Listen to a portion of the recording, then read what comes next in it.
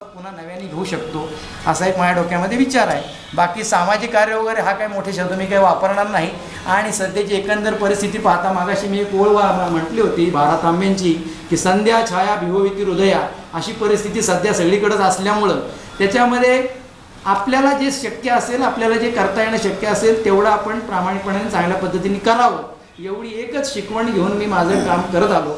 तसंच तळातल्या माणसांना, आपल्या तळात आपल्याबरोबर काम करणारे जे कलिग आहेत, छोटे असू देत नाही तर कशा, त्यांना बरोबर घेऊन चालायचं, त्यांचा आपण आठवण ठेवायची, त्यांना अडीअडचणीमध्ये मदत करायची. या गोष्टी सातत्याने मी पाळत आलो आणि पुढेही मी त्याच पद्धतीने ते त्याचा हे करणार आहे, अंमलबजावणी करणार आहे.